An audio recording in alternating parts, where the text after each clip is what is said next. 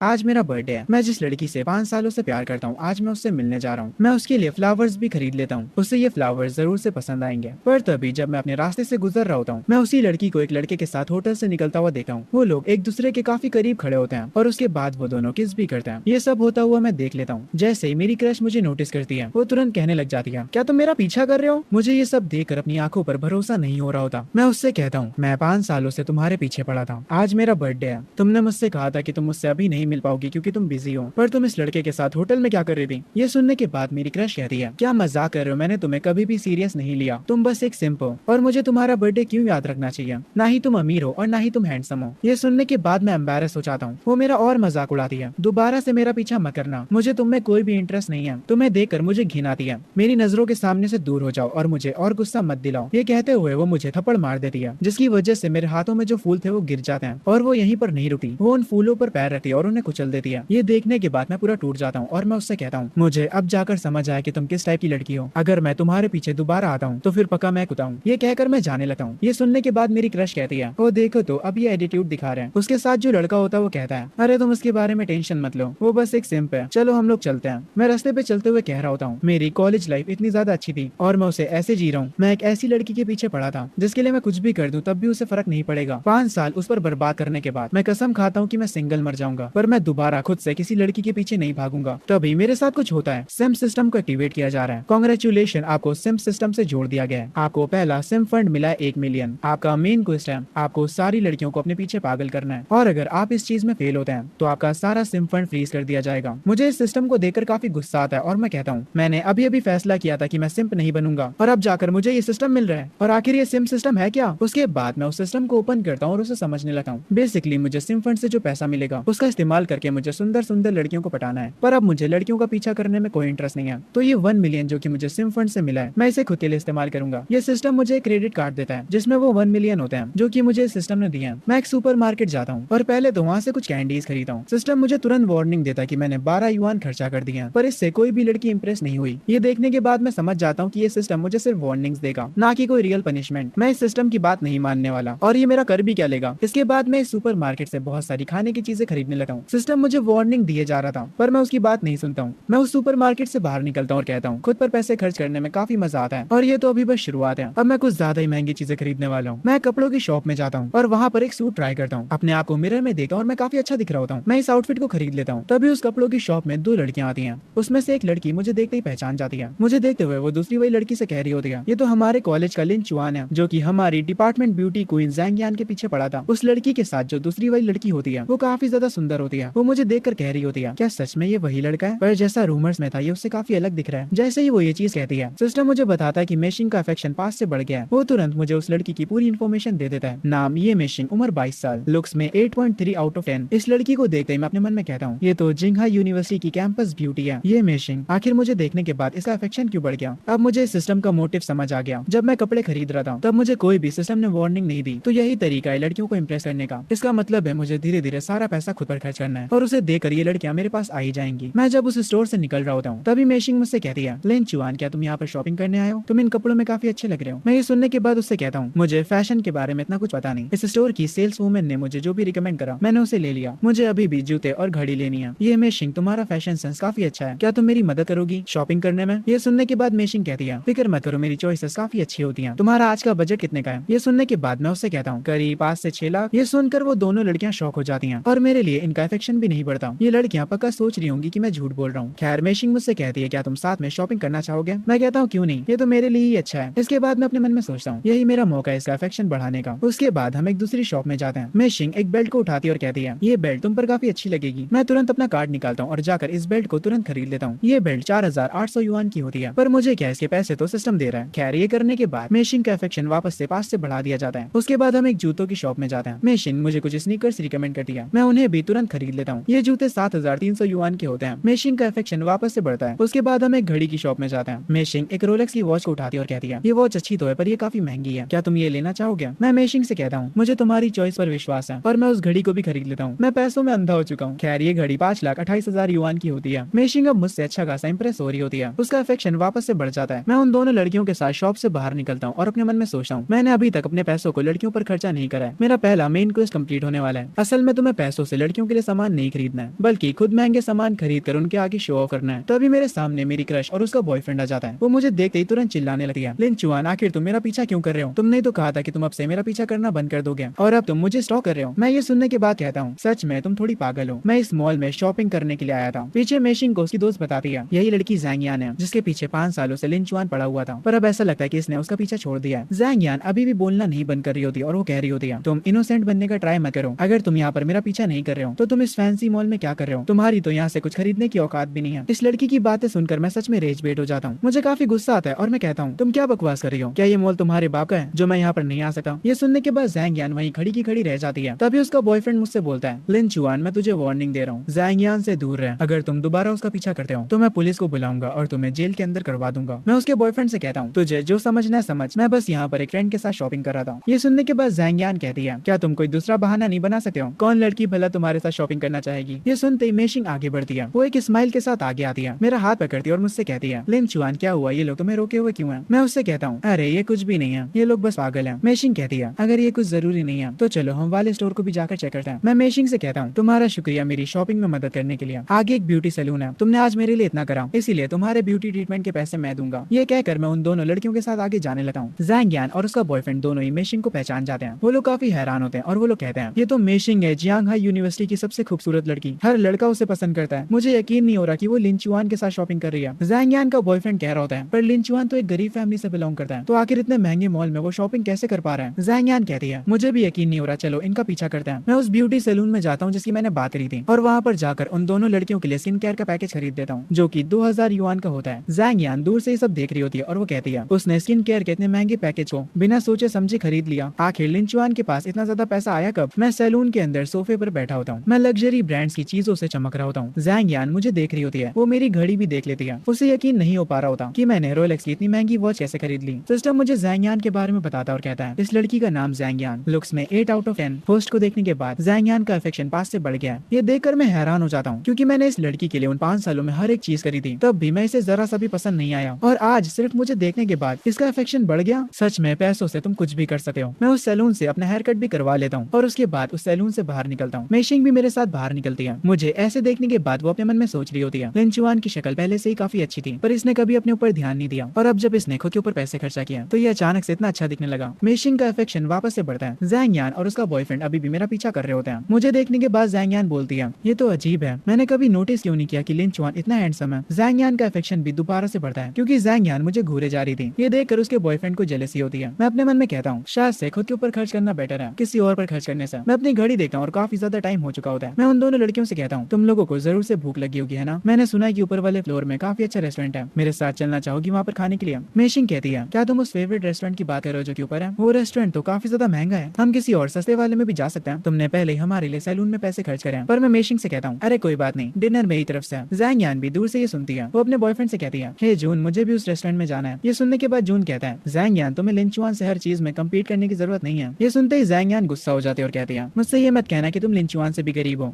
मैंने उसे तुम्हारे लिए छोड़ा था, तुम्हें पता है? जून कहता है, ठीक है, ज्यादा नखरे मत करो, मैं तुम्हें ले चलता हूँ। मैं उन दो लड़कियों को लेकर उस रेस्टोरेंट में पहुंच चुका होता हूँ। हम वहाँ पर डिनर करते हैं जिसकी कॉस्ट होती है 10,000 युआन। जब मेशिंग डिनर कर रही होती है तब उसका अफेक्शन वापस से बढ़ता है। जैंग यान भी हमारे आगे वाली टेबल पर बैठी होती है। मुझे देखने के बाद वो अपने मन में सोचती है, आखिर इस लिन चुआन के पास अचानक से पैसे आए कहाँ से और अब ये कितना अच्छा दिखने लगा है। जैंग यान का अफेक्शन भी वापस से बढ़ जाता है। जून ये देखकर गुस्सा होता है और उससे कहता है, ओए तुम बहुत देर से लिन चुआन को घूर रही हो, उसे घूरना बंद करो, खाने के बाद तुम मेरे साथ मेरे प्राइवेट थिएटर में चलोगी। जैंग यान कहती है, नहीं, आज मेरा मन नहीं है, मैं थकी हुई हूँ, मैं अपने घर वापस जाऊंगी। ये सुनने के बाद जून कहता है, ये तुम क्या कह रही हो? मैंने आज तुम पर कितने ज्यादा पैसे खर्च करे और अब तुम मेरे साथ नहीं जाना चाहती? ठीक है, तुम्हें जो करना है करो, मैं यहाँ से जा रहा हूँ। जब जून यहाँ से चला जाता है तब जैंग यान कहती है, ये जून भी ना कितना ज्यादा ठरकी है, बस क्योंकि आज मैं इसके साथ इसके प्राइवेट थिएटर नहीं गई तो ये नाराज होकर यहाँ से चला गया। वो लिन चुआन को याद करने लगी और कहती है, लिन चुआन ने कभी भी मुझे ऐसे ट्रीट नहीं किया, वो अब बस मुझे एटीट्यूड दिखा रहा है, पर वो अभी भी मुझे पसंद करता होगा, मैं उससे जाकर माफी मांग लूंगी। हम लोग उस रेस्टोरेंट से बाहर निकल आते हैं। मेशिंग अपना फोन निकालती है और कहती है, आज हमें सच में बहुत ज्यादा देर हो गई, अब मुझे वापस जाना होगा, चलो एक दूसरे को वीचैट पर ऐड कर लेते हैं ताकि बाद में कभी बात कर सकें। वैसे लिन चुआन, कुछ दिनों में मेरा बर्थडे आने वाला है, अगर तुम्हारे पास टाइम हो तो क्या तुम मेरी पार्टी में आओगे? ये सुनने के बाद मैं कहता हूँ, अरे ऑफ कोर्स, क्यों नहीं, मैं तुम्हारी बर्थडे पार्टी में जरूर आऊंगा। मेशिंग मुझे बाय कहकर यहाँ से जाने लगी है। वो और उसकी दोस्त दोनों। उनके जाने के बाद मैं अपने मन में सोचता हूँ, आज मुझे सुंदर लड़कियों की वजह से टोटल 53 पॉइंट्स मिले हैं, पर मेरा मिशन अभी तक कंप्लीट क्यों नहीं हुआ?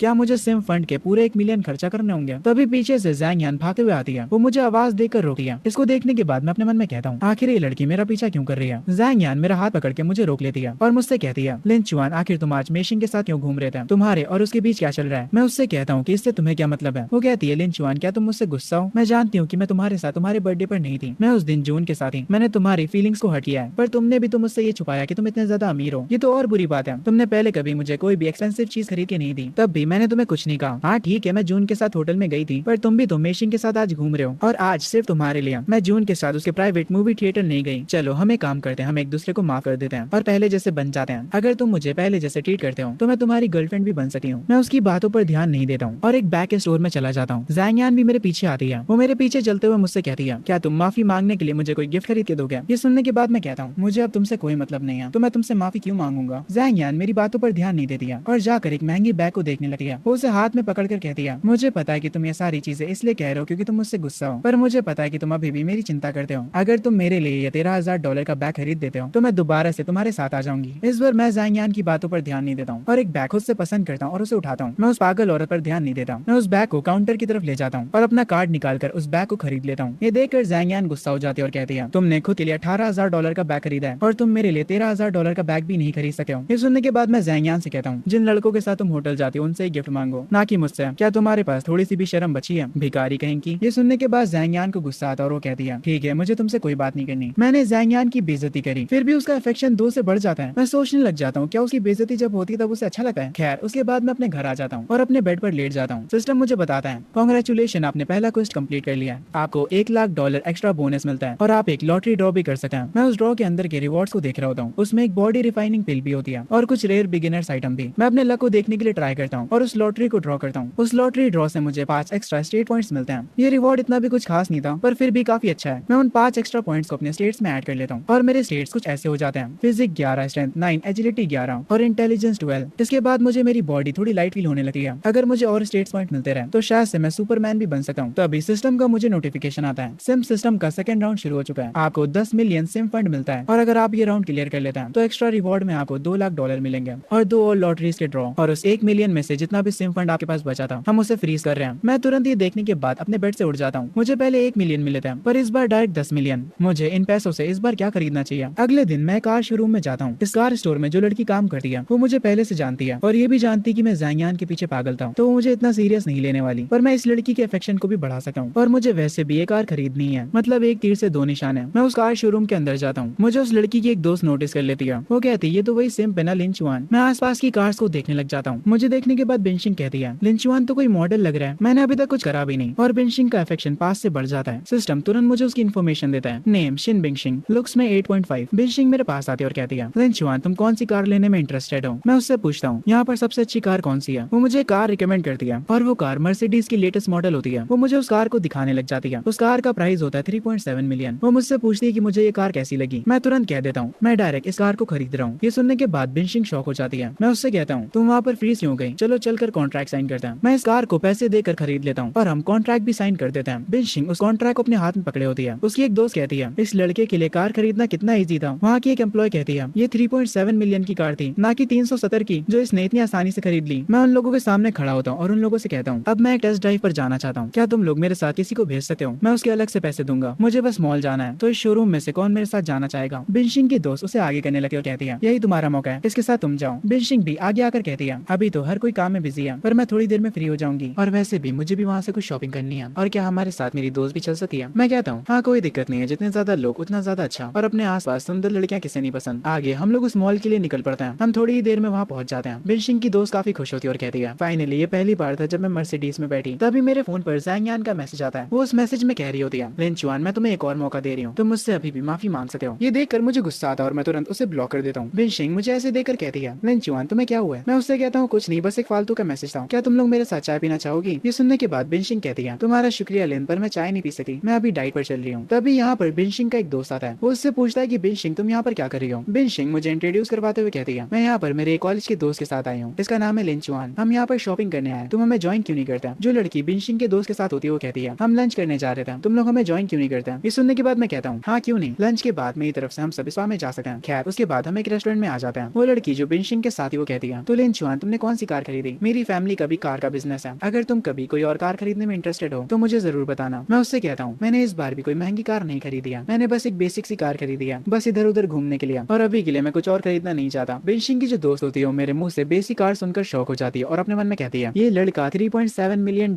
की मर्सिडीज को बेसिक कार बोल रहा है। बिनशिंग का जो दोस्त होता है वो कहता है, कॉलेज स्टूडेंट्स के पास कैसी भी कार हो या फिर बाइक हो, वो हमेशा खुश रहते हैं, मेरी कार बस $8 लाख की है। ये सुनने के बाद बिनशिंग की दोस्त अपने मन में कहती है, तुम किसके सामने फ्लेक्स कर रहे हो, तुम्हारी 8 लाख की कार उसकी कार के आगे कुछ भी नहीं है। आगे वो बंदा कहता है, पर फिर भी लड़कों के पास एक लग्जरी कार होनी चाहिए स्टेटस के लिए। और वैसे लिन चुआन, तुम्हारा ग्रेजुएशन के बाद क्या प्लान है? अगर तुम चाहो तो तुम मेरी कंपनी में आकर काम कर सकते हो, मैं तुम्हें एक अच्छी पोजीशन दे दूंगा, तुम बस कुछ सालों तक अच्छे से मेहनत करो और उसके बाद तुम शायद से एक लग्जरी कार ले सकते हो। मैं ये सुनने के बाद कहता हूँ, नहीं नहीं, इसकी कोई जरूरत नहीं है, तुम्हारा शुक्रिया, मेरा प्लान है बिजनेस करने का। और वैसे अब जबकि हमने लंच फ्री कर लिया तो क्या कोई स्पा में चलना चाहेगा? ये सुनते ही वो लड़का कहता है, आखिर लड़के स्पा में क्यों जाए, मैं नहीं जाऊंगा। पर मेरी बात पर सारी लड़कियां एग्री कर जाती हैं, तो अब मैं इन तीनों लड़कियों के साथ स्पा जाऊंगा। हम चारों स्पा में चले जाते हैं। बाहर वो बंदा खड़ा होता है और काफी गुस्से में होता है, लिन चुआन तूने मुझे ट्रिक कर दिया। थोड़ी देर बाद वो लड़कियां बाहर आ जाती हैं, उन सबको काफी मजा आता है। वो बंदा तुरंत उनके पास आकर पूछता है, तुम लोगों को आखिर इतनी देर कैसे लग गई, मैं यहाँ पर इंतजार करते करते थक गया था। खैर जो लड़की उस लड़के के साथ होती है वो कहती है, लिन चुआन ने हमारे स्पा के पैसे दिया, वो जितना सिंपल दिखा उतना है नहीं। वो लड़का ये सुनकर कहता है, उसने बस तुम्हारे स्पा के पैसे दिए, उसने इतना भी कुछ खास खर्चा नहीं करा है। खैर मैं जो की काउंटर पर होता हूँ, इस पूरा लग्जरी स्पा का पैकेज होता है $40,000 का। मैं तुरंत अपने कार्ड से पेमेंट कर देता हूँ। 40 की प्राइस सुनकर बिनशिंग की जो दोस्त होती है वो काफी ज्यादा हैरान हो जाती है और अपने मन में कहती है, ये स्पा इतना महंगा था, मैं सच में आज रात घर जाकर अपना चेहरा भी नहीं धुलूंगी। 40,000 सुनकर वो लड़का भी हैरान हो जाता है। बिनशिंग स्माइल कर रही होती है। उस लड़के के साथ जो लड़की होती है वो कहती है, मैंने तुमसे कहा था लिन चुआन उतना सिंपल नहीं है जितना वो दिखा है। वो लड़का कहता, तो क्या हुआ, वो बस शो ऑफ कर रहा है, मुझे पक्का यकीन है इतने पैसे खर्च करने के बाद उसके दिल में जरूर से दर्द हो रहा होगा। वो लड़की कहती है, पर ये तो एकदम ठीक लग रहा है। लड़का कहता है, ये बस दिखावा कर रहा है। खैर उसके बाद मैं कैमरा शॉप पर जाता हूँ। वो लड़का जो की बिनशिंग का दोस्त है वो मुझसे कहता है, तुम एक कॉलेज स्टूडेंट हो तो तुम्हारे स्टार्टर कैमरा के तौर पर 50,000 का कैमरा इनफ होगा, पर अगर तुम शो ऑफ ही करना चाहते हो तो 1 लाख का प्रीमियम वर्जन ले लो। मैं डायरेक्ट स्टोर के ओनर से पूछता हूँ, यहाँ का सबसे बेस्ट कैमरा कौन सा है? वो मुझे बताती है, हमारी शॉप का सबसे बेस्ट कैमरा ये है, पर ये काफी ज्यादा महंगा है, इसका प्राइस है 3,80,000। मैं तुरंत अपना कार्ड निकालता हूँ और कहता हूँ, ठीक है मुझे यही वाला कैमरा चाहिए। ये देख कर वो लड़का शौक हो जाता है और अपने मन में कहता है, इसने अभी अभी 3,80,000 का कैमरा खरीदा, वो भी बिना सोचे समझे, जैसे इतने सारे पैसे इसके लिए कुछ भी ना हो। तभी वो लड़के के साथ जो लड़की होती है वो बिनशिंग से पूछती है, हे बिनशिंग, इस लड़के ने तुम्हारे शोरूम से कौन सी कार खरीदी है? बिनशिंग कहती है, मर्सिडीज का न्यू मॉडल $3.7 मिलियन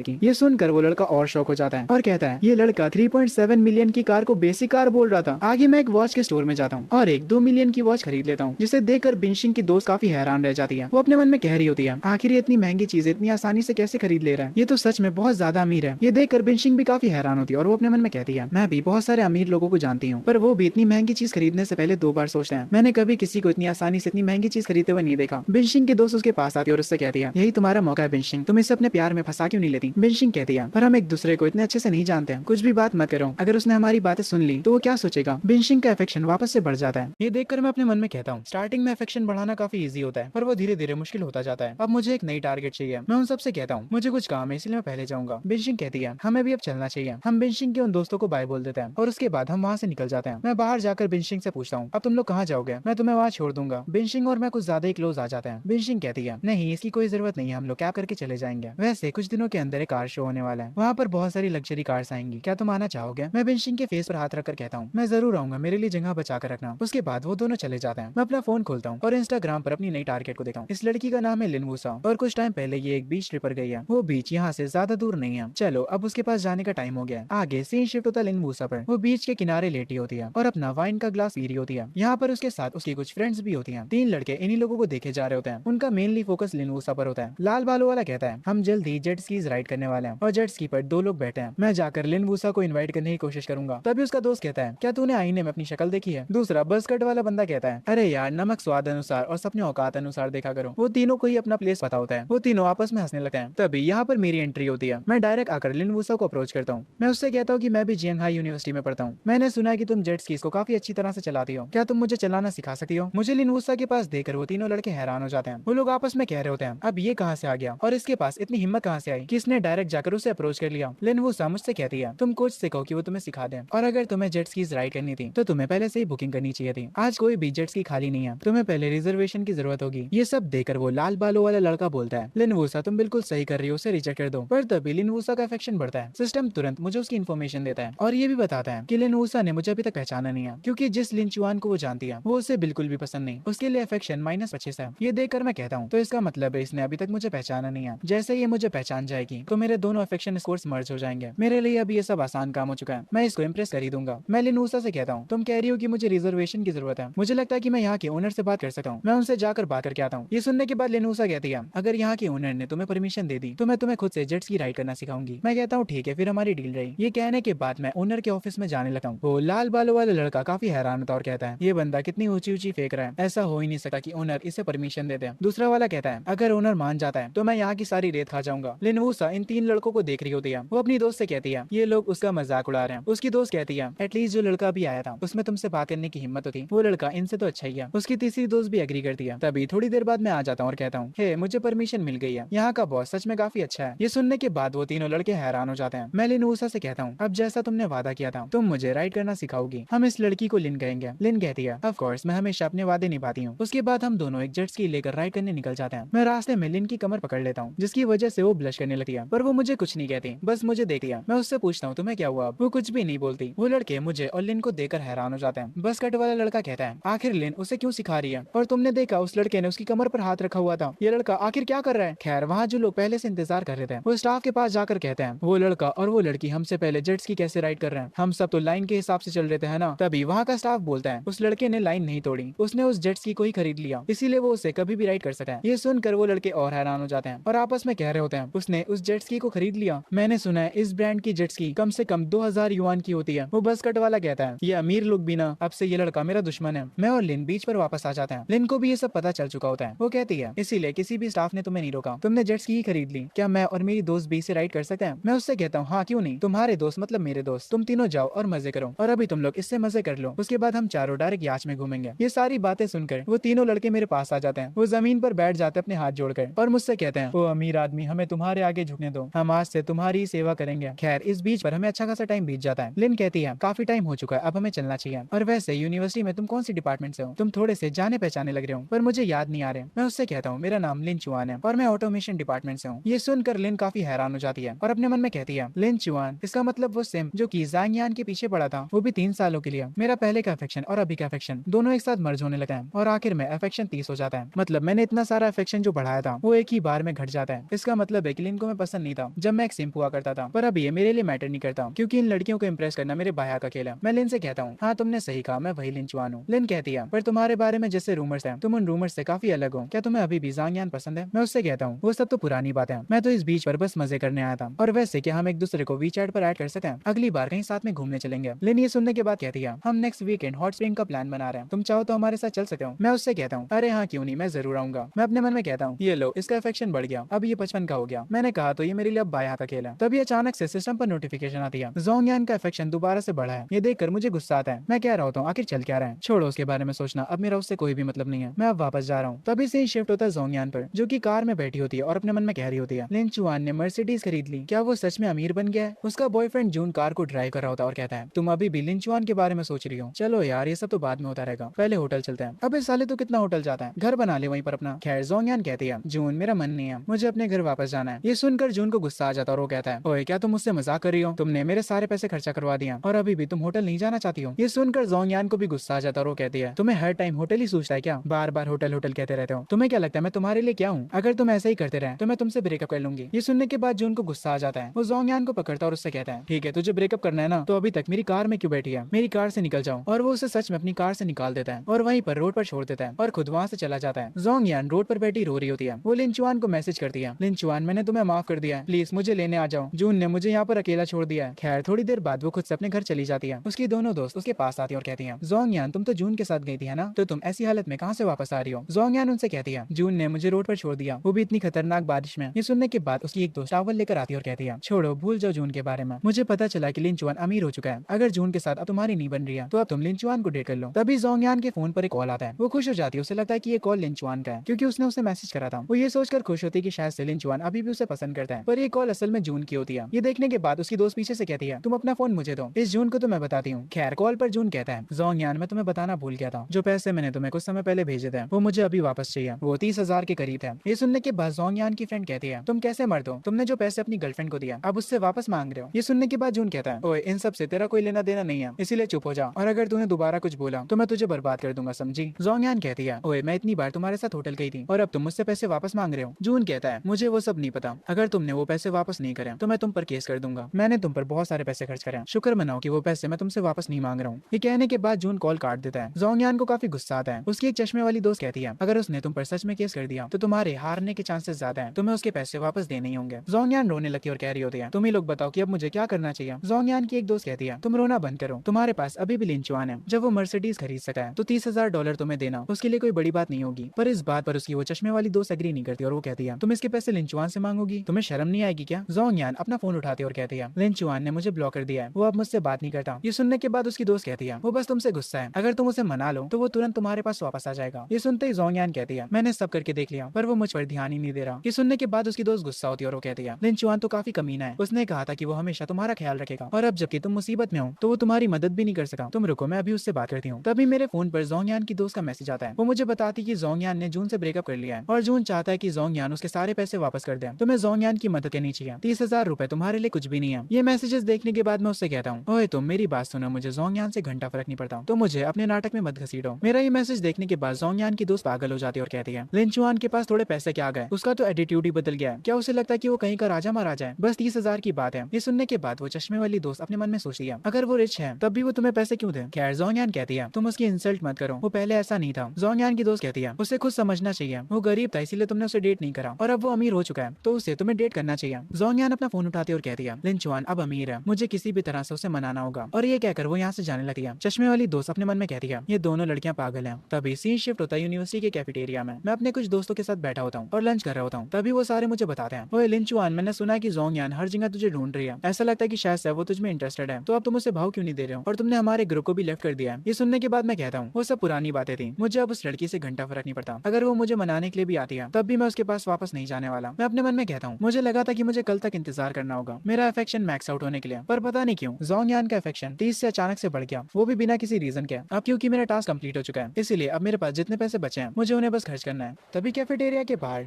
जोंगयान की दोस्त उससे कहती है हम इस लड़की को यान बोलेंगे, यान जल्दी मेरे पीछे आओ, मैंने एक क्लासमेट से सुना है कि लिंचुआन कैफेटेरिया में है, मुझे पक्का यकीन है अगर तुम उसे फेस टू फेस मनाओगी तो वो जरूर मान जाएगा और दोबारा से तुम्हारे पीछे पागल हो जाएगा। ये सुनने के बाद यान कहती है हाँ तुम बिल्कुल सही कह रही हो, वो 3 सालों से मेरे पीछे पड़ा था और अब मैं फाइनली उसकी गर्लफ्रेंड बनने के लिए हाँ कर दूंगी, मुझे यकीन है कि वो मना नहीं कर पाएगा। इनके साथ इनकी वो चश्मे वाली दोस्त भी होती है। वो कहती है सच में मेरे पास कुछ भी तुम लोगों से कहने के लिए नहीं बचा, मैं अपने दोस्तों के साथ बैठा होता हूँ। यान की दोस्त उससे कहती है कि तुम ये कर सकती हो, पर जब यान मेरे पास हिम्मत करके आने वाली होती है उससे पहले मेरे पास मेशिंग आ जाती है, जिसे देखकर यान काफी ज्यादा हैरान हो जाती है। वो कहती है ये तो मेशिंग है, आखिर लिंचुआन और मेशिंग इतने ज्यादा क्लोज कब से हो गए। मैं मेशिंग से कहता हूँ हेलो मेशिंग, तुमने तो मुझे सरप्राइज दे दिया। यान की दोस्त उससे कहती है तुम परेशान मत हो यान, मेशिंग तो सबके लिए अच्छी है। वो सबसे ही हंसकर बात करती है। तभी जब मेशिंग चली जाती है उसके बाद मेरे पास बिंशिंग आती है। वो मुझसे कहती है लिंचुआन तुम कार शो को तो नहीं भूले हो है ना। मैं उससे कहता हूँ नहीं नहीं तुम टेंशन मत लो। यान बिंशिंग को देखकर भी हैरान हो जाती है। वो कहती है ये तो फाइनेंस डिपार्टमेंट की सबसे खूबसूरत लड़की है बिंशिंग, आखिर ये लिंचुआन को कैसे जानती है और वो उससे कितना हंस के बात कर रही है। ये देखकर यान की दोस्त कहती है आखिर लिंचुआन प्लेबॉय कब बन गया। तभी कैफेटेरिया में एंट्री होती है लिन की। वो आकर मुझसे कहती है लिंचुआन हमने रिजॉर्ट बुक कर लिया है, मैं तुम्हें फोन पर बता दूंगी कि तुम्हें कहाँ आना है, पर हाँ लेट मत होना। मैं कहता हूँ मैं हमेशा समय पर आता हूँ। लिन को लिंचुआन के पास देखने के बाद यान की दोस्त और ज्यादा हैरान हो जाती है और वो कह रही होती है आखिर यहाँ पे चल क्या रहे हैं, पहले मेशिंग फिर बिंशिंग और अब लिन वोसा भी लिंचुआन को जानती है। वो चश्मे वाली लड़की कहती है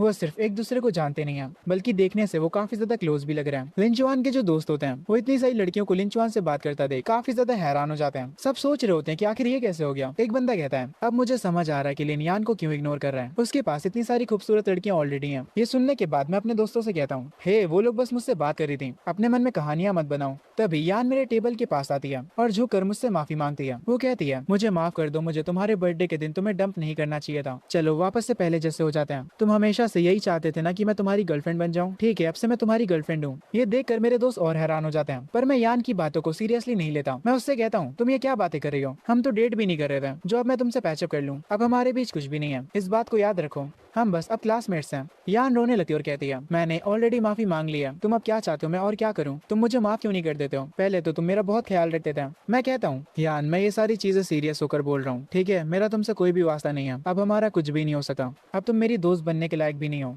तभी यान की दोस्त आकर यान को गले लगा लेती है और मुझसे कहती है लिंचुआन आखिर तुम ऐसा कैसे कर सकते हो, यान ने ऑलरेडी तुमसे माफी मांग ली है और इसको देखो तो ये रो कैसे रही है और तुम अभी भी इसे माफ नहीं कर रहे हो, क्या तुम्हारा दिल पत्थर का बन चुका है। मैं इन पागल लड़कियों की बातों पर ध्यान नहीं देता और कैफेटेरिया से बाहर आ जाता हूँ और जैसे ही मैं बाहर आता हूँ सिस्टम मुझे बताता है कि यान का अफेक्शन और बढ़ गया है। ये देखकर मैं शॉक हो जाता हूँ कि उस लड़की को तो मैंने बहुत बुरी तरीके से रिजेक्ट करा है तो वो मुझसे इम्प्रेस कैसे हो गई? मुझे बस 20 अफेक्शन पॉइंट्स चाहिए थे, पर अब मेरे पास उससे ज्यादा हो गए। ये पॉइंट्स अब बर्बाद जाएंगे। तभी मेरे फोन पर मेशिंग का मैसेज आता है, लिन चुआन, मेरे बर्थडे की पार्टी परसों है, अगर तुम उस दिन फ्री हो तो जरूर आना। खैर, तभी सीन शिफ्ट होता है परसों। हम देखते हैं मेशिंग अपने दोस्तों के साथ अपना बर्थडे सेलिब्रेट करने आई होती है। वो सारे लोग हंसी मजाक कर रहे होते हैं। तभी मैं भी वहाँ पर आ जाता हूँ। मैं पीछे से सबको हेलो बोलता हूँ। मेशिंग तुरंत मेरी तरफ पलट कर देखती है और मुझसे कहती है, लिन चुआन तुम आ गए, अपनी सीट पर जाकर बैठ जाओ। मैं मेशिंग से कहता हूँ, आखिर तुमने मुझे इनवाइट करा था, मैं कैसे ना आता। हैप्पी बर्थडे मेशिंग, तुम हर साल और ज्यादा सुंदर होती जा रही हो। मेशिंग कहती है, अब तारीफ करना बंद भी करो। तभी जिस रेस्टोरेंट में ये लोग होते हैं वहाँ का मैनेजर 2 वाइन्स के गिलास लेकर आता है और कहता है, हैप्पी बर्थडे मेरी चमक चल्लो, इधर आओ मेरे साथ ड्रिंक करो। मेशिंग उनके पास जाती है और कहती है, आपका शुक्रिया मैनेजर वोंग डिस्काउंट के लिए। पर वो जो मैनेजर होता है वो मेशिंग को टच करने लगता है और कह रहा होता है, अरे डिस्काउंट के लिए शुक्रिया मत बोलो, वो तो मैं तुम्हें कभी भी दे दूंगा, आओ चलो मेरे साथ वाइन पियो। तभी मेशिंग का एक दोस्त आता है और मैनेजर को दूर करता हुआ बोलता है, ओए तुमने मेशिंग को टच कैसे करा, अभी मेशिंग से माफी मांगो। ये सुनने के बाद वो मैनेजर कहता है, ओए लड़की, भोली बनने की कोशिश मत करो, तुमने मुझसे डिस्काउंट लिया और अब मैं तुम्हें थोड़ा टच भी नहीं कर सकता, चुपचाप मेरे साथ बैठकर वाइन पियो वरना मैं तुम सबको यहाँ से बाहर निकाल दूंगा। ये सुनने के बाद मेशिंग का दोस्त कहता है, हमारा पैकेज 2.5 घंटे का था, तो 2.5 घंटे पूरे होने से पहले हम यहाँ से क्यों जाए। मैनेजर कहता है, तुम्हारी ये दोस्त पहले मुझसे फ्लर्ट करी थी, इसीलिए मैंने तुम लोगों को एक्स्ट्रा डिस्काउंट दिया, तुम लोग मेरा जो बिगाड़ सकते हो बिगाड़ लो, पर मैं फिर भी तुम्हें यहाँ से बाहर फेंक दूंगा। मेशिंग का दोस्त कहता है, तुम्हें पता भी है मैं कौन हूँ जो मेरे से पंगे ले रहे हो। मैनेजर कहता है, तुम बस एक मिडिल क्लास बच्चे हो, ज्यादा अकड़ मत दिखाओ समझे, मेरे को डराने की कोशिश कर रहा साले। मेशिंग के लंबे बालों वाला दोस्त हार मान जाता है। तभी मेशिंग का दूसरा दोस्त आता है, थोड़ा बॉडी बिल्डर टाइप। वो आते ही मैनेजर से कहता है, क्यों बे तू पिटना चाह रहा है। मैनेजर कहता है, हाँ क्यों नहीं, मुझे मारो, मैं बदले में तुम्हें मारूंगा भी नहीं, मैं बस तुमसे मार खाने के बाद जमीन पर लेट जाऊंगा और अगले दिन तुम मुझे एक बड़ी सी कार गिफ्ट में दोगे, और अगर तुम मुझे वो कार नहीं देते हो तो मुझे मारने के लिए मैं तुम्हारी पुलिस में कंप्लेन कर दूंगा। वो बॉडी बिल्डर भी शांत हो जाता है, उसकी भी फट चुकी थी। तभी मेशिंग का चश्मे वाला दोस्त बोलता है, मैं स्टूडेंट काउंसिल का प्रेसिडेंट हूँ, मैं बस एक बार कहूंगा और कॉलेज का कोई भी बच्चा इस रेस्टोरेंट में नहीं आएगा। मैनेजर कहता है, अरे नहीं ऐसा मत करो, मैं तो डर गया, क्या मजाक कर रहे हो बे बच्चे, तुम्हारे जैसे पता नहीं यहाँ पर कितने आते हैं। वो चश्मे वाला बंदा भी हार मान जाता है। मैनेजर कहता है, तुम लोग ये मत भूलो कि उस लड़की ने मेरे से पहले फ्लर्ट किया था, सब लोग तुम लोगों को ब्लेम करेंगे ना कि मुझे, और अब तुम लोग यहाँ से बाहर निकलो वरना मैं सिक्योरिटी को बुला लूंगा। मेशिंग के सारे दोस्त परेशान हो जाते हैं। मेशिंग कह रही होती है, मेरे दोस्तों में से कोई भी इस सिचुएशन को हैंडल नहीं कर पाया, ये तीनों के तीनों यूजलेस हैं, अब मुझे लिन चुआन पर ही भरोसा है, वही कुछ कर सकता है। पर जब मेशिंग लिन चुआन की तरफ देखती है तब लिन चुआन अपना फोन चला रहा होता है और वो इस मैटर में बिल्कुल भी इंटरेस्टेड नहीं लगता। मेशिंग ये देखकर कहती है, ऐसा लगता है कि मैंने इससे कुछ ज्यादा ही उम्मीदें लगा ली, जब मुझे मदद चाहिए तब तो ये मुझ पर ध्यान भी नहीं दे रहा। मैं जो कि बैठा अपना फोन चला रहा होता हूँ, सिस्टम मुझे बताता कि मेशिंग का अफेक्शन 10 से घट गया है। मैं अपने मन में कहता हूँ, हाँ अफेक्शन को नीचे गिरने दो, मेरे टास्क का अफेक्शन ऑलरेडी मैक्स आउट हो चुका है और एक्स्ट्रा अफेक्शन पॉइंट्स काउंट भी नहीं होते हैं, अभी मैं इन्हें घटा देता हूँ, उसके बाद अगले टास्क में मैं इन्हें वापस से बढ़ा लूंगा ताकि मेरा प्रॉफिट ज्यादा हो। मेशिंग का अफेक्शन वापस से 10 से घट जाता है और अब क्योंकि फाइनली 20 अफेक्शन पॉइंट्स घट चुके हैं तो यही मेरी बारी है इन्हें वापस से बढ़ाने की। पहले मैं अपना फोन उठाता हूँ और इनकी पार्टी का जो भी बिल होता है वो पे कर देता हूँ। सिस्टम की नोटिफिकेशन आती है कि मेन मिशन 2 कंप्लीट हो चुका है, $2 लाख और 2 लकी ड्रॉज मिले हैं और तीसरे मिशन में फंड 100 मिलियन का मिलेगा और इसे कंप्लीट करने पर $3 लाख और मिलेंगे और साथ में 3 लकी ड्रॉज भी। ये देखकर मैं कहता हूँ, इस बार मुझे 100 मिलियन मिला, चल गुरु हो जा शुरू। वापस से इन लड़कियों को अपने पीछे पागल करता है। मैं उस मैनेजर की तरफ इशारा करता हूँ और उससे कहता हूँ, ओए तू मोटे इधर आ। ये सुनने के बाद मैनेजर कहता है, अब इस बच्चे को क्या हुआ। मेशिंग का दोस्त कहता है, हे जूनियर, हमारी सिचुएशन और खराब मत करो। बॉडी बिल्डर कहता है, अरे यार तुम तो इतनी देर से शांत बैठे थे, क्या तुम अब और मुश्किल खड़ी करना चाहते हो। चश्मे वाला कहता है, जब हम तीनों से कुछ नहीं हुआ तो तुम क्या कर सकते हो, अपनी बेइज्जती मत कराओ। पर मैं इनकी बातों पर ध्यान नहीं देता और कुर्सी पर बैठा होता हूँ। अपना एक हाथ उठाता हूँ और मैं जो अपने हाथ में घड़ी पहने था उस घड़ी को मैनेजर को दिखाता हूँ, जिसे देखते ही वो तुरंत उसे पहचान जाता है। ये वॉच तो कम से कम 2 मिलियन युआन वाली फिलिपी वॉच है। मुझे माफ करिएगा सर, मैंने आपको नोटिस नहीं करा, मैं अपनी गलती के लिए माफी मांगता हूँ, आप जो भी कहेंगे मैं वैसा करूंगा, मैं आपके लिए क्या कर सकता हूँ। मैनेजर को ऐसी एक्टिंग करता देख वहाँ के सारे लोग हैरान हो जाते हैं। मेशिंग की दोस्त कहती है, मैनेजर लिन चुआन को देखने के बाद इतना डरा हुआ क्यों है, ये तो बस एक सिंप है। मेशिंग खुश हो जाती है और कहती है, तो लिन चुआन सही मोमेंट का इंतजार कर रहा था। मेशिंग का अफेक्शन वापस से 20 से बढ़ जाता है। ये देखने के बाद मैं अपने मन में कहता हूँ, जो पॉइंट्स मैंने खो दिए थे वो पॉइंट्स मुझे मेरे मिशन 3 में वापस मिल गए। मेरा दिमाग सच में काफी खतरनाक है। तब एक वेटरेस आती है और कहती है, मिस्टर लिन कहाँ पर है, आपकी वाइन ये रही, प्लीज इसे चेक कर लीजिए। वहाँ पर और भी काफी सारे वेटर आते हैं और सारी वाइन्स की बोतल को वहाँ पर रखकर चले जाते हैं। वो चश्मे वाले लड़का सारी वाइन्स की बोतल की प्राइस चेक करता है और हर एक बोतल 2.5 लाख से ऊपर की होती है, जिसे देखकर सब लोग शॉक हो जाते हैं। वो मैनेजर दोबारा से मेरे पास आता है और मुझसे माफी मांगता है। मेशिंग मेशिंग मेरे पास आकर कहती है, तुम्हारा शुक्रिया लिंचुआन, अगर तुम हमारे साथ ना होते तो ये मैनेजर हमें यहाँ से भगा देता। मेशिंग का अफेक्शन दोबारा से बढ़ जाता है। तभी यहाँ इस रेस्टोरेंट का ओनर आता है। वो आकर पूछता है यहाँ पर मिस्टर लिन कौन है। मैनेजर बॉस को देखकर हैरान हो जाता है और उनसे पूछता है, बॉस आखिर आप यहाँ पर क्या कर रहे हैं। मैं यहाँ के बॉस के पास जाता हूँ और उनसे हैंडशेक करता हूँ और कहता हूँ, आपका शुक्रिया यहाँ पर आने के लिए। बॉस कहते हैं, चलिए ऊपर एक प्राइवेट रूम है, वहाँ चलकर हम लोग आराम से बात करते हैं। मैं उनके साथ चला जाता हूँ। हम लोग सोफे पर बैठे होते हैं। वहाँ का बॉस कहता है, आपकी घड़ी देखकर मैं तुरंत समझ गया कि आप स्पेशल हैं। मैं डायरेक्ट पॉइंट पर आता हूँ। ट्रांसफर फीस 1.2 मिलियन है और हर साल का यहाँ का रेंट 5 लाख जाता है। और जैसा आपने कहा, अगर आपको ये पूरी प्रॉपर्टी खरीदनी है तो इसका प्राइस 10 मिलियन है। मैं यहाँ के ओनर से कहता हूँ, आप मुझे एक हॉनेस्ट आदमी लगे, आप मुझसे ज्यादा पैसे नहीं ले रहे हैं। ठीक है, मैं आपसे ये पूरी जगह खरीदता हूँ, चलिए कॉन्ट्रैक्ट साइन करते हैं। आगे मैं यहाँ के बॉस के साथ नीचे जाता हूँ। बॉस सारे स्टाफ मेंबर्स को बुलाते हैं और उनसे कहते हैं, मुझे कुछ अनाउंस करना है। मैंने ये रेस्टोरेंट मिस्टर लिंचुआन को बेच दिया है, अब से यही तुम्हारे नए बॉस हैं। ये सुनने के बाद मेशिंग के दोस्त हैरान हो जाते हैं। चश्मे वाला कहता है, लिंचुआन ने ये पूरा रेस्टोरेंट ही खरीद लिया। तभी मैं एक लड़की को अपने पास बुलाता हूँ और उससे कहता हूँ, अब से तुम यहाँ की मैनेजर हो, अब से तुम मैनेजर वोंग की जगह पर काम करोगी। ये सुनने के बाद वो पुराना वाला मैनेजर अपने घुटनों पर आ जाता है। वो मेरे सामने गिड़गिड़ाने लगता है और रोते हुए मुझसे माफी मांगने लगता है। सर, ये लड़की इस रेस्टोरेंट को मैनेज नहीं कर पाएगी, यहाँ का रेंट काफी ज्यादा है। अगर इस रेस्टोरेंट को सही से मैनेज नहीं करा गया तो आपको घाटा हो सकता है। मैं उस मैनेजर से कहता हूँ, और जिस तरह तुम कस्टमर से बिहेव करते हो और उन्हें बुली करते हो तो एक ना एक दिन वो कस्टमर्स यहाँ आना ही छोड़ देंगे, इसीलिए चुपचाप यहाँ से निकल जा, समझा। उसके बाद मैं मेशिंग के पास जाता हूँ। मेशिंग मुझे देखते हुए अपने मन में कहती है, लिंचुआन ने ये सब मेरे लिए किया, मैं इसका ये एहसान कैसे चुकाऊंगी। मेशिंग का अफेक्शन इस बार 15 से बढ़ जाता है और वो ब्लश करने लगती है।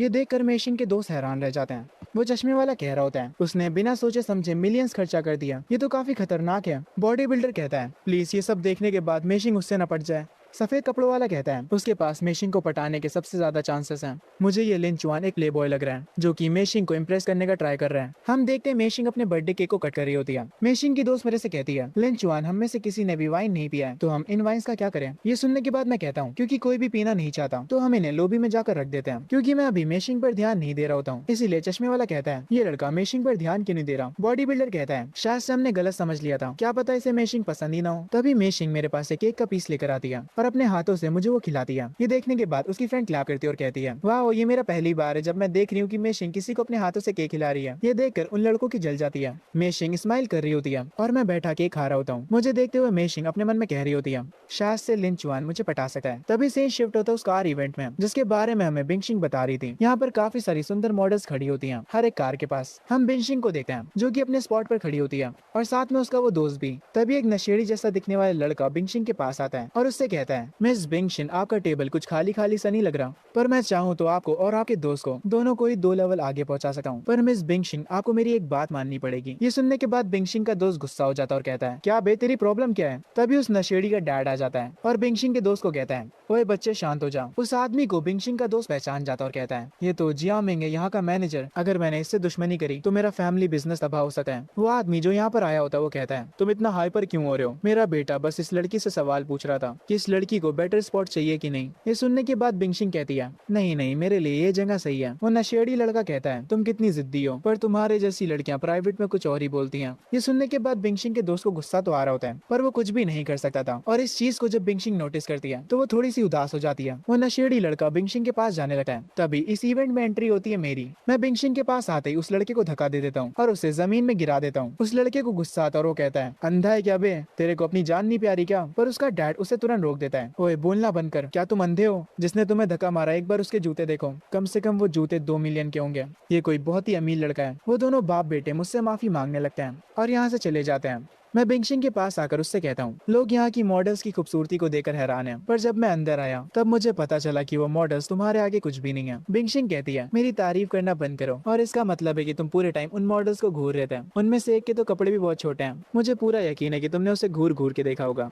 बिंगशिंग का अफेक्शन वापस से बढ़ता है। मैं उससे कहता हूँ, नहीं, मैंने बस उसे थोड़ी देर ही देखा था। वो लड़की तुम्हारे क्लोज भी नहीं है। अगर तुम मॉडल होती और वैसी ही ड्रेस पहनी होती तो तुम्हारे आसपास पूरी भीड़ जमा हो जाती। ये सुनकर बिंगशिंग हंसने लगती और कहती है, पर मैं वैसे कपड़े नहीं पहनने वाली और मुझे उन कपड़ों में इमेजिन भी मत करना। बिंगशिंग का जो दोस्त होता है वो हमें दूर से देख रहा होता है। वो अपने मन में सोच रहा होता है, मैं बिंगशिंग के साथ पहले से था तो बिंगशिंग उससे इतने अच्छे से बात क्यों कर रही है। खैर, मैं बिंगशिंग से कहता हूँ, क्या तुम मुझे ये जगह दिखाओगी। बिंगशिंग कहती है, मैं जरूर दिखाती, पर मैं यहाँ पर मेरी फैमिली के बिजनेस की वजह से आई हूँ। तो मैं काफी बिजी हूँ, तुम जाओ और इस पूरी जगह को घूमो, तुम्हें हर जगह लग्जरी कार्स दिखेंगी। मैं उसकी बात पर एग्री करता हूँ और आगे जाने लगता हूँ। तभी बिंगशिंग के पास उसका दोस्त आता और कहता है, बिंगशिंग मुझे माफ कर दो, मुझे तुम्हारी पहले मदद करनी चाहिए थी। बिंगशिंग कहती है, कोई बात नहीं, अगर तुम मेरी मदद करते तो तुम्हारा बिजनेस खतरे में आ जाता, तुम्हें मेरी मदद करने की कोई जरूरत नहीं है। बिंगशिंग अभी भी लिन चुआन को देखे जा रही होती है और ये बिंगशिंग का दोस्त नोटिस कर लेता है। वो अपने मन में कहता है, बिंगशिंग अभी भी उसे घूरे जा रही है और मेरी तरफ देख भी नहीं रही है, क्या लिन चुआन बिंगशिंग को पटा ले जाएगा। खैर आगे मैं 2 लग्जरी कार्स को पसंद करता हूँ और उन्हें तुरंत खरीद लेता हूँ। ये देखकर वहाँ की जो मॉडल्स होती हैं, मुझे देखकर उनका अफेक्शन बढ़ने लगता है, जबकि ये सारी मॉडल्स मेरे लिए स्ट्रेंजर्स हैं।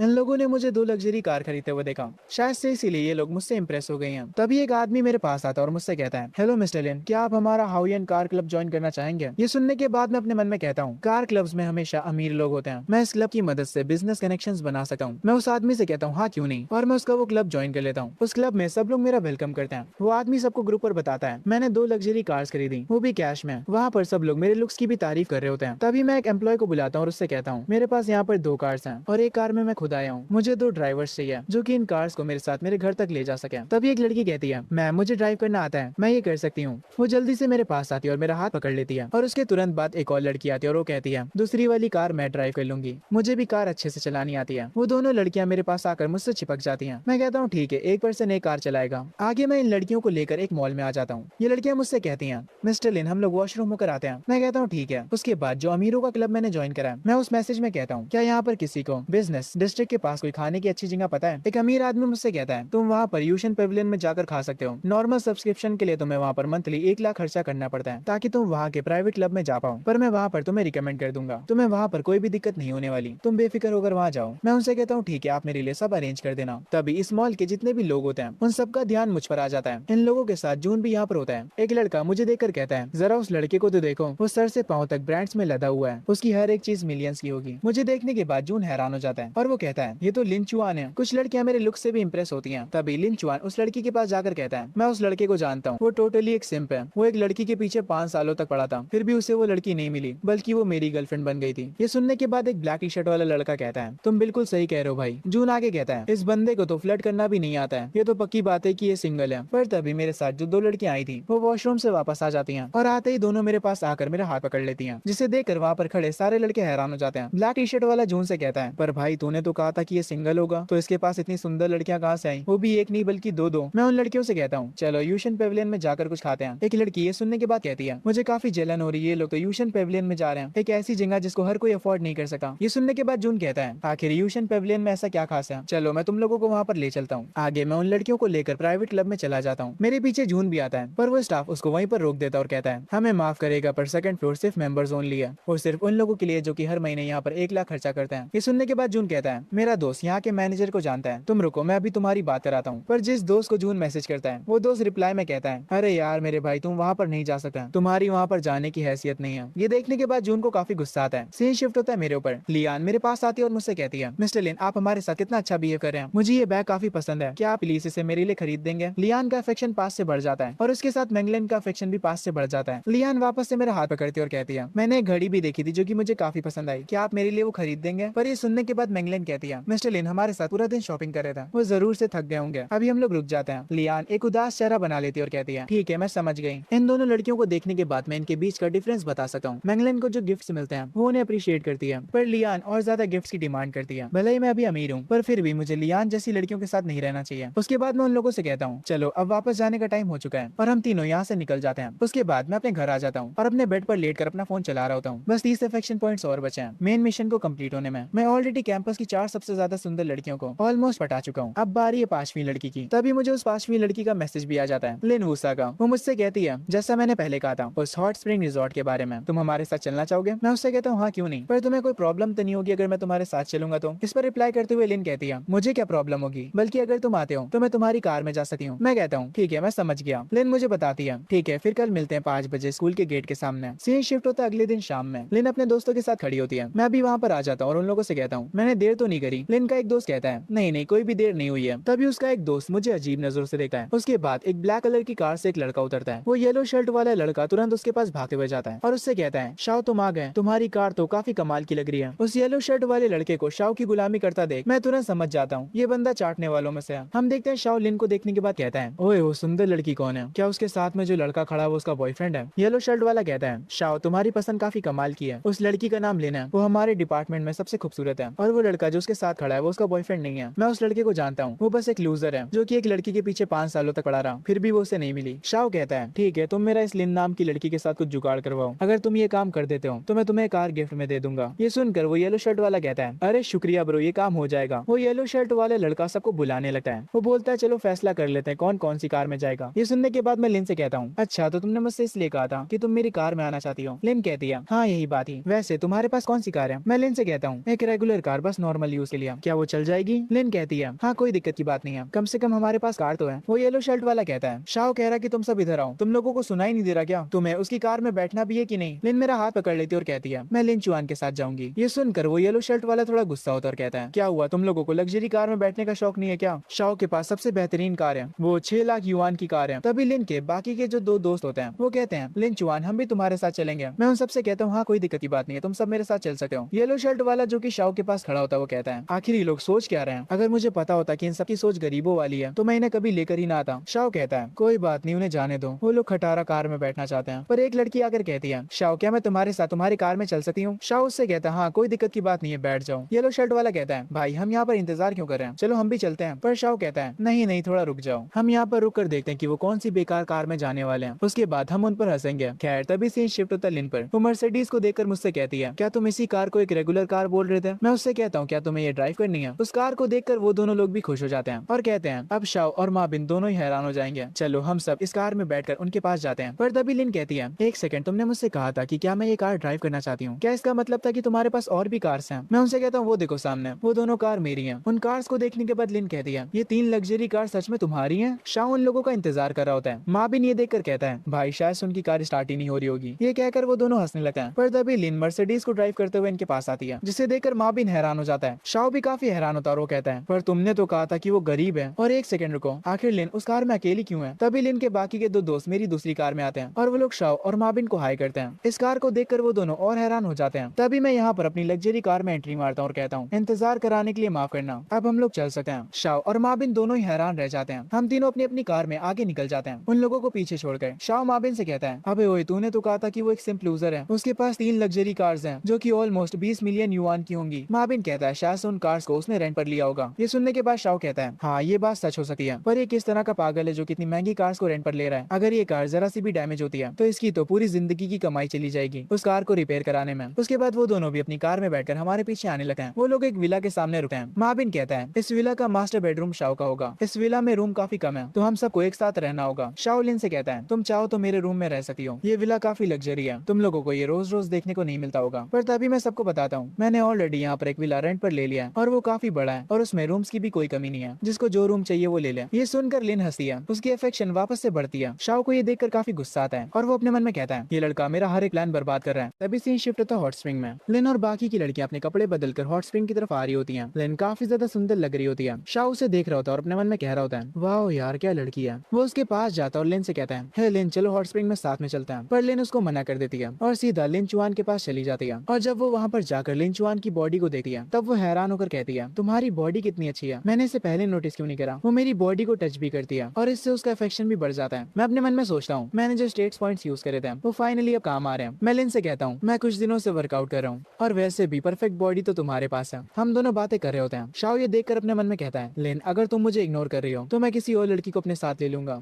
जो लड़की शाओ के साथ आई होती है, शाओ उससे पूछता है, हे क्या तुम मेरे साथ हॉट स्प्रिंग में चलोगी? पर वो लड़की भी उसको मना कर देती है। लिन और मैं जाकर हॉट स्प्रिंग के मजे लेने लगते हैं और बैठकर खूब सारी बातें भी करते हैं। शाओ अभी भी हॉट स्प्रिंग के बाहर होता है और वो कह रहा होता है, ये लड़कियां बहुत ज्यादा अजीब होती हैं, इन्हें हमेशा हैंडसम लड़के ही पसंद आते हैं। तभी शाओ यहाँ पर एक अमीर आदमी के बटलर को आता देखता है और वो समझ जाता है कि ये बटलर किसका है। जब हम सब हॉट स्प्रिंग के मजे ले रहे होते हैं तब शाओ उस बटलर के साथ आता और कहता है, तुम सब हॉट स्प्रिंग खाली करो, बॉस बैंक जो कि एक बिलियनर है उन्हें ये हॉट स्प्रिंग यूज करना है, चलो अब तुम लोग बाहर भी निकलो। माबिन एक लड़की का हाथ पकड़ता है और उससे हॉट स्प्रिंग से निकालने लगता है और कह रहा होता है, शाओ ने कहा ना निकलो, तो तुम लोग किस चीज का इंतजार कर रहे हो? वो चश्मे वाली लड़की कहती है, हम लोग यहाँ पर पहले आए थे तो हम लोग यहाँ से क्यों जाए? मैं शाओ की बातों पर ध्यान भी नहीं देता। शाओ अपनी उंगली को मुझ पर पॉइंट आउट करते हुए कहता है, ओए तुझे समझ भी आ रहा मैं क्या कह रहा हूँ? मैं उससे कहता हूँ, तू कुछ भी कर ले मैं बाहर नहीं आने वाला। ये सुनने के बाद शाओ कहता है, तुम्हें पता भी है बॉस बैंक कौन है? माबिन शाओ के पास आकर कहता है, अरे शाओ भाई अभी इसको कुछ भी नहीं पता है। तभी जिस बिलियनर के बारे में शाओ बात कर रहा होता है वो यहाँ पर आ जाता है और वो अपने बटलर से कहता है, क्या कोई हॉट स्प्रिंग खाली हुआ? उसका बटलर कहता है, सर अभी बात चल ही रही है। लिन मेरा हाथ पकड़े खड़ी होती है। शाओ मुझसे उससे कहता है, लिन चुआन तुम्हारा ये आखिरी मौका है, अगर तुम ये हॉट स्प्रिंग खाली कर देते हो तो तुम एक बिलियनर की नजरों में आ जाओगे। मैं शाओ से कहता हूँ, मैंने तेरे से कहा ना मैं ये खाली नहीं करने वाला। शाओ कहता है, ठीक है, तुम्हें प्यार की भाषा समझ नहीं आ रही है। तभी बॉस पेंग भी यहाँ पर आ जाते हैं। शाओ उन्हें देख लेता है और अपने मन में सोचता है, मुझे ऐसा दिखाना कि मैं लिन चुआन के साथ नहीं हूँ, वरना मैं फंस सकता हूँ। वो तुरंत बॉस पेंग के पास जाता और उनसे कहता है, बॉस पेंग मैं आज ही इस लिन चुआन से मिला हूँ, मैं इसे पहले से नहीं जानता हूँ, मुझे नहीं पता था कि ये बंदा इतना ज्यादा बदतमीज होगा और आपके खिलाफ जाने की हिम्मत करेगा। तभी वो जो बॉस पेंग होते हैं वो लिन चुआन के पास चले जाते हैं और कहते हैं, अरे mister Lin, what a surprise. ये देखकर शाओ हैरान हो जाता है, उसे कुछ समझ नहीं आता कि यहाँ पर चल क्या रहा है। वो अपने मन में कहता है, आखिर बॉस पेंग लिन चुआन को मिस्टर लिन क्यों कह रहे हैं, वो इससे इतनी पोलाइटली बात कैसे कर रहे हैं, पर मैं इस आदमी को नहीं पहचानता और इससे कहता हूँ, बॉस पेंग क्या आप मुझे जानते हैं। बॉस पेंग कहते हैं, हम पहले कभी मिले तो नहीं है, पर मैं भी उस लकी कार क्लब में हूँ, मैंने आपके बारे में बहुत सुना है मिस्टर लिन, मैंने ये कभी नहीं सोचा था कि मैं आपसे यहाँ पर मिलूंगा, दुनिया सच में काफी छोटी है। मैं उनकी ये बात सुनकर स्माइल करता हूँ और अपने मन में सोचता हूँ, मैंने ये कभी नहीं सोचा था कि कार ग्रुप्स का कनेक्शन मेरे लिए फायदेमंद होगा। मैं बॉस पेंग से हाथ मिलाते हुए कहता हूँ, तो ग्रुप पर आपका नाम लाओ पेंग है, आपसे मिलकर काफी अच्छा लगा, आप हमारे साथ इस हॉट स्प्रिंग को एंजॉय कर सकते हैं। लाओ पेंग कहते हैं, ये कर मुझे बहुत खुशी होगी। उसके बाद वो अपने बटलर को बुलाते हैं और उससे कहते हैं, इनसे मिलो, ये है मिस्टर लिन, इन्होंने 2 लग्जरी कार्स को कैश में खरीदा था। ये सुनने के बाद माबिन हैरान हो जाता और कहता है, तो वो कार्स रेंटेड नहीं थी, वो तीनों कार्स इसकी ही हैं। शाओ भी काफी हैरान होता है और वो अपने मन में कहता है, मुझे तो लगा था कि ये बस अमीर बनने की एक्टिंग कर रहा है। वो लड़की जो कि यहाँ पर शाओ के कार में आई होती है, वो भी ये सुनकर कहती है, अगर मुझे पता होता तो मैं भी मिस्टर लिन के साथ आती। तभी लाओ पेंग मुझसे कहता है, मिस्टर लिन, मेरे पास आपके लिए एक बिजनेस प्रपोजल है। इस माउंटेन में मेरे पास एक विला पड़ा है जिसका प्राइस 60 मिलियन है, क्या आप उसे चलकर देखना चाहेंगे। मैं स्माइल करता हूँ और कहता हूँ, हाँ क्यों नहीं, हम कल चलकर उस विला को देख लेते हैं। और वैसा ही होता है, अगले दिन हम सब उस विला में जाते हैं उसे देखने के लिए। सब लोग उस विला के अंदर जाते हैं और हैरान रह जाते हैं, वहाँ की हर एक चीज काफी ज्यादा सुंदर थी। शाओ और माँ बिन भी पूरे विला में घूम रहे होते हैं, हर कोई इस शानदार विला को देखकर काफी खुश होता है। तभी लाओ पेंग मुझसे कहता है, मिस्टर लिन, अगर आप सारा पेमेंट कैश में करते हैं तो ये विला मैं आपको 55 मिलियन में दे दूंगा, तो आपको ये डील कैसी लगी। मैं लिन की तरफ मुड़ता हूँ और उससे पूछता हूँ, तुम्हें क्या लगता है, मुझे ये विला लेना चाहिए। लिन ये सुनने के बाद ब्लश करने लगती है और अपने मन में कहती है, इससे सच में मेरे ओपिनियन की परवाह है। लिन कहती है, हाँ ये विला काफी अच्छा है। मैं लाओ पेंग से कहता हूँ, ठीक है, फिर मैं इस विला को खरीद रहा हूँ। लिन का अफेक्शन वापस से बढ़ता है और मेरा तीसरा मेन मिशन कंप्लीट हो जाता है।